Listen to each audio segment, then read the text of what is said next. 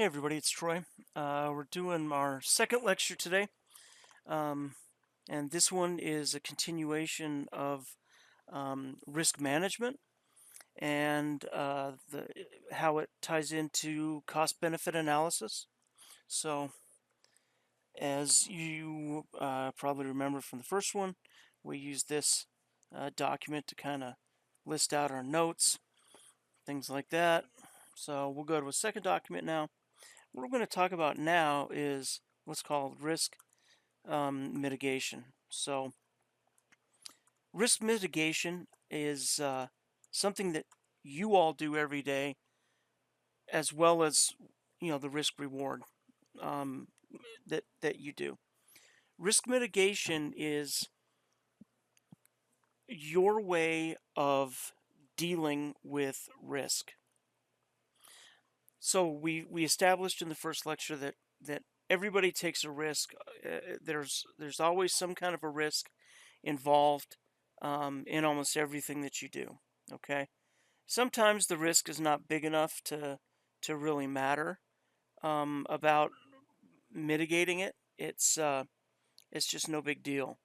But sometimes it is, and so it's important that you understand um, the ways that risk can be mitigated and when you would choose to do certain risk mitigation strategies. So risk mitigation in our everyday life. You own a car, you have car insurance. Um, you have health insurance. If you own a home, you have homeowners insurance. If you're an apartment, hopefully you have renter's insurance. That is a form of risk mitigation.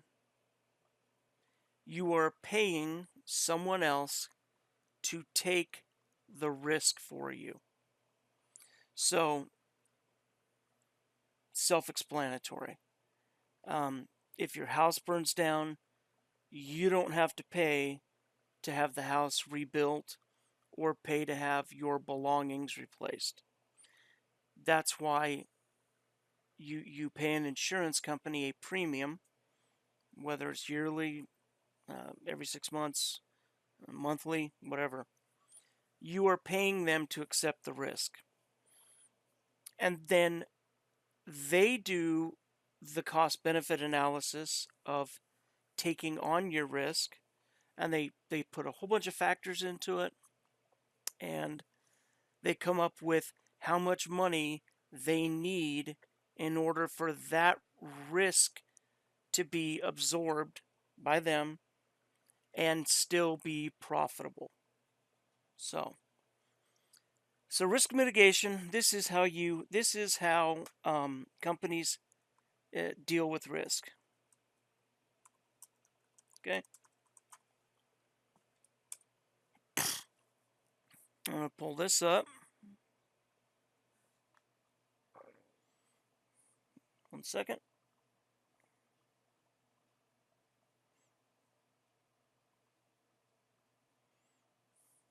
Here we go. Okay, so this is kind of um, a way in which you would start your risk mitigation in a company.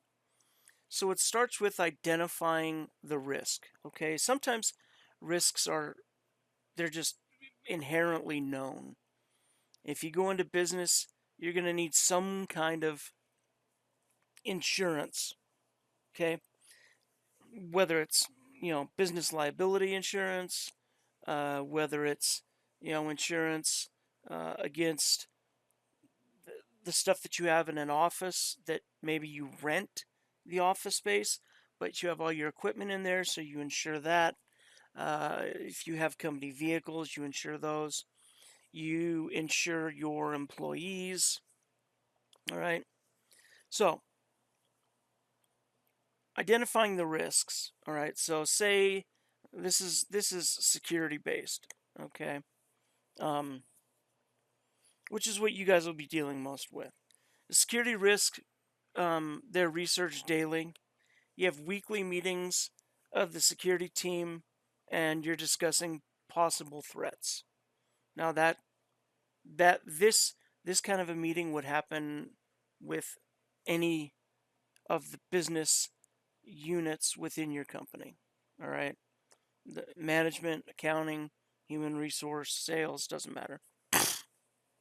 You analyze the risk, okay, and that means you take a look at it and you start to make some determinations. All right, and so the first determination you're going to do is you need to categorize it. Is this an external risk or an internal risk? Okay, external um, being things that are outside of your company, internal being things inside.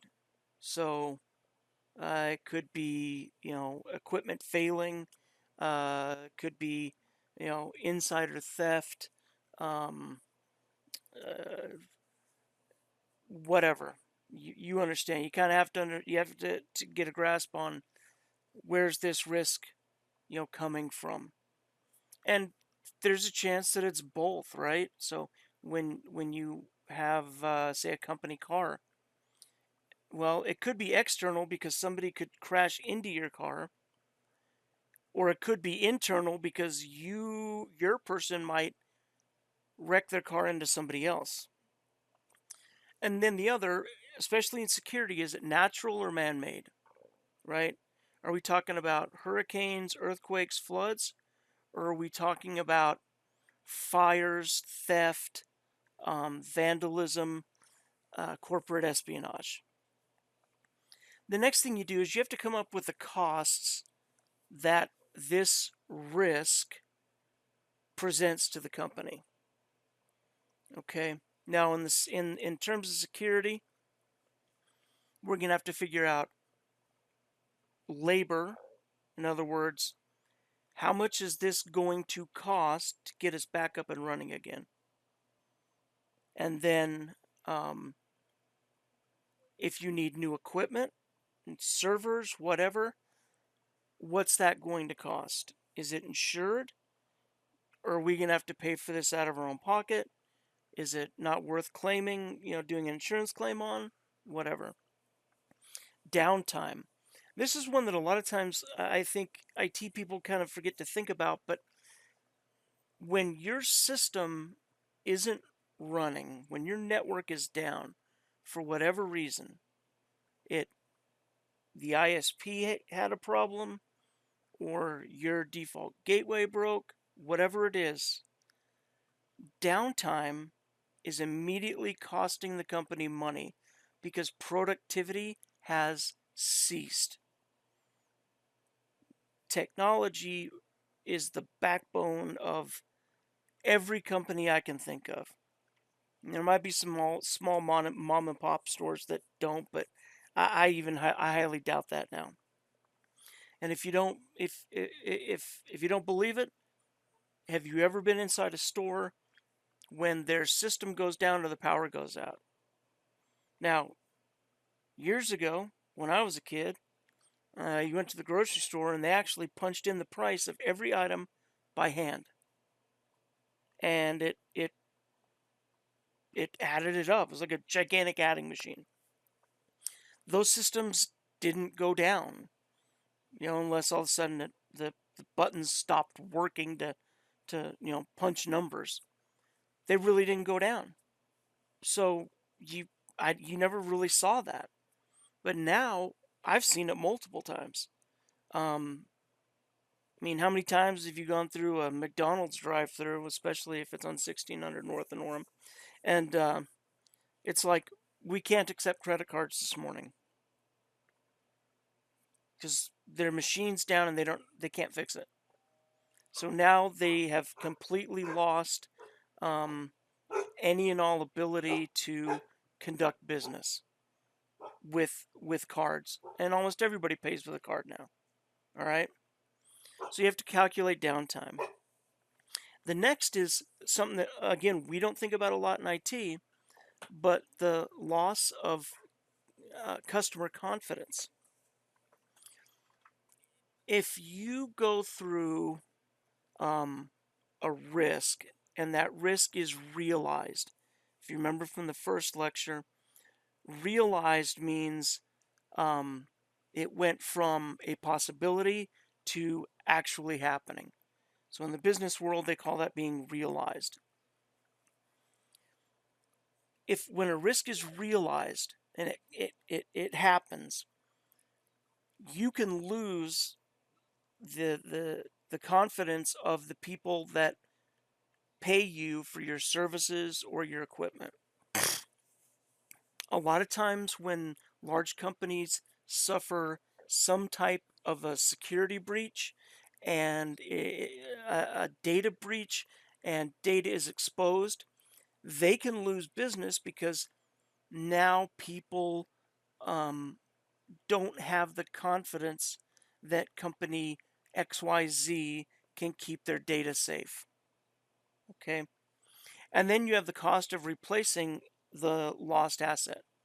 And it might be, I mean, it might be something as simple as a laptop was dropped by one of your sales reps in an airport and it broke and it, it's not worth fixing, so you have to replace it. Okay. That'd be an example of that.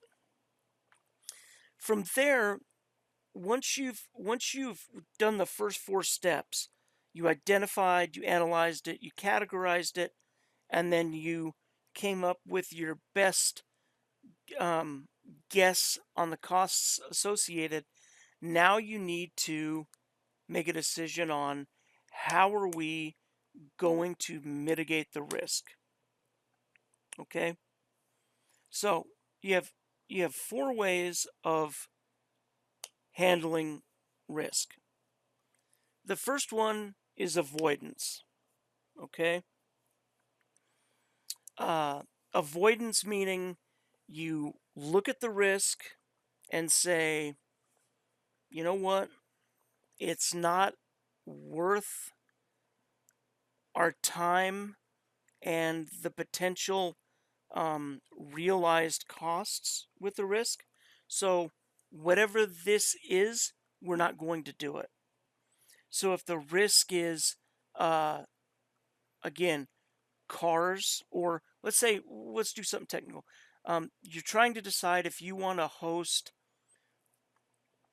um, the online applications that you develop for your customer, or if you want them to have to find their own hosting platform. So you look at that and say, we're not in the we're not in the web hosting business, and that's a whole new set of skills that you need to have. And there's risk with data being stolen from you. There's risk of being out of compliance with whatever um, compliance regulations your company is subjected to. And so you add all that up, and then you add up the amount of money you might get your uh, from your customer, and you say that's not worth it, so you avoid it. You just say, hey, you know what, we're happy to help you deploy this, um, and help whoever your platform is going to be through, whether it's you hosting it or AWS or whoever. We're happy to help you get it deployed wherever it needs to go, but we're not going to be the ones that host it for you. So transference. So transference is what you do with insurance. You, exactly like the word says, you transfer the risk to a third party.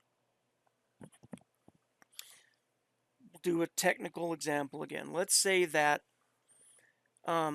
these guys come to you and say, "Yep, we will buy your application. It's $50,000 because it's enterprise level, but We do not want to host it. We don't have the people or the equipment to host it. So you don't want to lose the sale, but you don't want to host the data. So you can do a transference. You can contract with a third party that will host this application for your customer. And what you do is you negotiate some kind of a price with them, and then you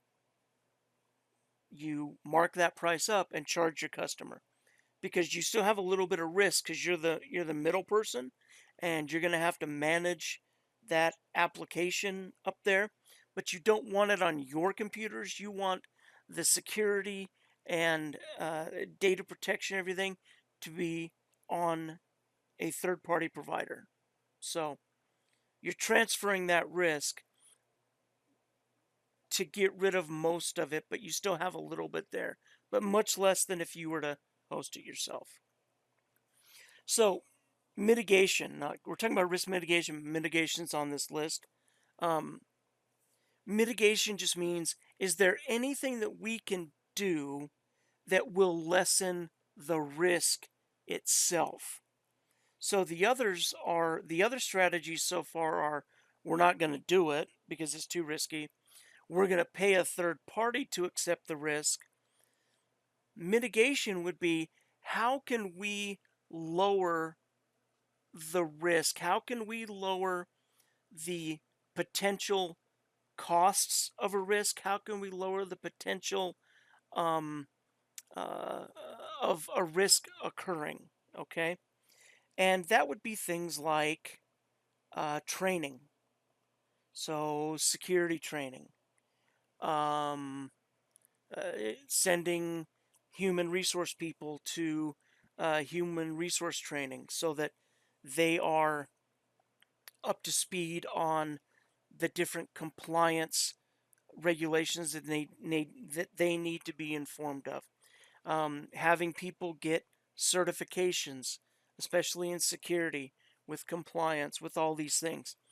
That helps mitigate or lessen the likelihood that a risk will be realized. So if you think of it this way, if you have an HR manager that does not understand the compliance issues involved with hiring people, okay? They don't understand that there are certain questions that, if you ask, can be construed as you making decisions based on those questions. Like, how old are you? Are you married? Do you have kids? What nationality are you? What race are you? What religion are you? What's your sexual orientation? Those types of questions, okay? So, if your HR manager doesn't know that those kind of questions are taboo, and you don't ask them, and that HR manager asks those questions in every interview, you, your company is at risk now for being sued.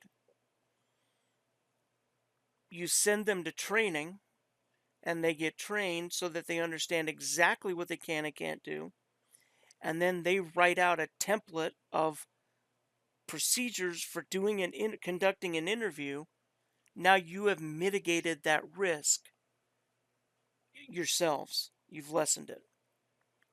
And the last one's acceptance. And this can be kind of a strange one for people to understand, but it's pretty simple. Sometimes you're going to look at this and go, you know what? We're not going to do anything about this risk. And the reason you say you're not going to do anything about this risk is because you've taken a look at it, and you've worked through all the numbers, and the potential cost of the risk is simply not worth any of the mitigation costs, right? Because it's the risk is so minuscule. But the reward for doing whatever it is that causes that risk is so great, you just say, you know what? We're going to accept this. Okay. The potential for us to get this contract is $10 million. dollars. The risk is that we invested $10,000 to get it. We're not going to mitigate that. We're going to go for it. We're just going to do it. And that's acceptance. Once you've implemented that strategy, right, then um, it needs to be documented. Now, for security purposes, IT security, network security, that's where disaster recovery and business continuity come in. We're not going to talk about those right now. That's in 4700. But once a mitigation strategy has been decided upon, it needs to be documented, right? So, uh, if you're a homeowner, you have a copy of your homeowner's insurance policy. If you drive a car, you have an insurance card inside your car that's documentation that you have you have performed a risk mitigation tactic, which is you have car insurance. In a company, it might be that you need to actually sit down and list um, exactly what your strategy is for very specific events. In other words, um, in Utah, we would have a very specific strategy and procedures for an earthquake, for a blizzard. Probably wouldn't have one for a hurricane because we don't ever see those. But if you're in Florida, you most certainly would have a strategy of risk mitigation for a hurricane in Florida. And so if these types of things and risk mitigation is just one, but if these types of processes aren't documented, then you don't really have it. Then you don't really have a strategy. You had an idea, you had a meeting, you talked about a bunch of stuff, but unless it's documented, it doesn't exist. Because people are going to forget, people quit, people get fired, people die, and with them goes the knowledge, and then all of a sudden the risk is realized, and you're like, holy crap, weren't we doing something about this? I thought we were doing. And if you don't have it written down, it's not a strategy. It was an idea. Just like a goal, an unwritten goal is just a wish. So okay, um, that's it for this part.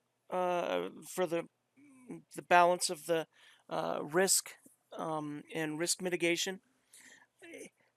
This is an important concept to understand, and even though you're not business majors, I know this feels like a business class, but it is going to be up to you as network um, managers and network admins to understand this.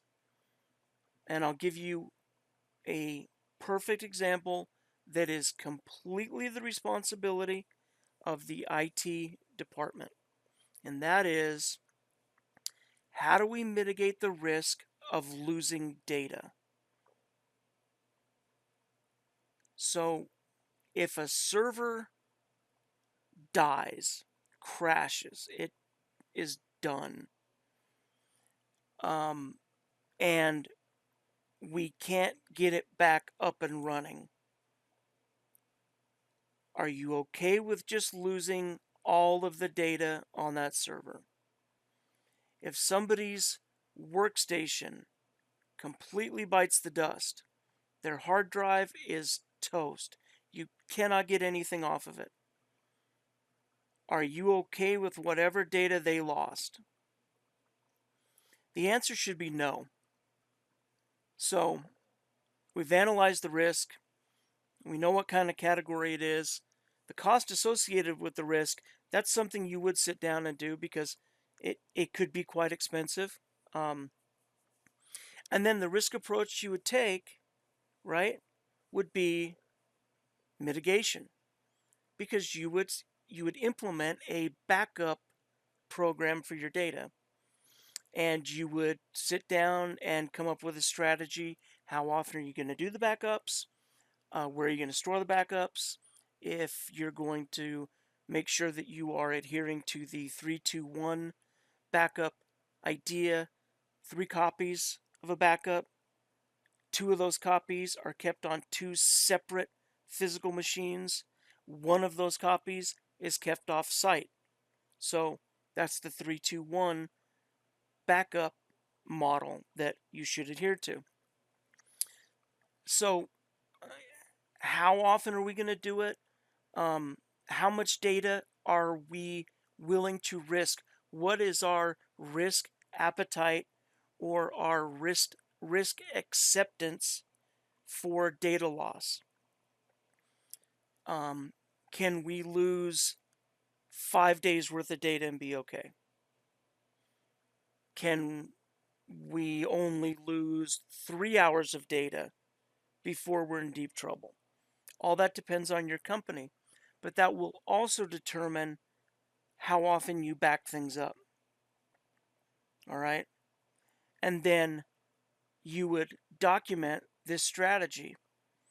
And part of the documentation and in the risk mitigation strategy is, how do we know that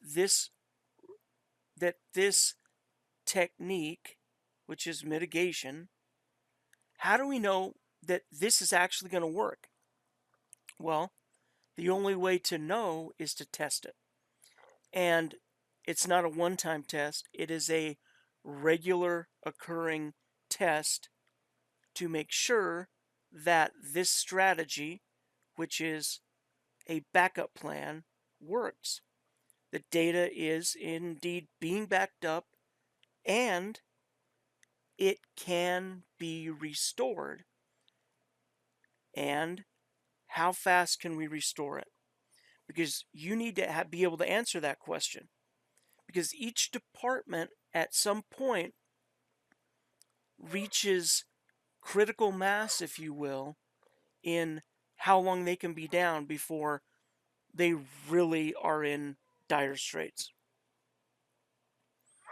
And if the amount of time that they can have down is less than the amount of time it takes you to restore whatever it is they lost through your backups, then you have a problem and you need to figure that out. That is how risk mitigation works and what we do. That's it for risk. Uh, risk reward, benefit analysis, risk mitigation. Um, Feel free to screenshot any of the stuff that I put up, um, so that you can have it. You have it readily available. You can read it. You can study it.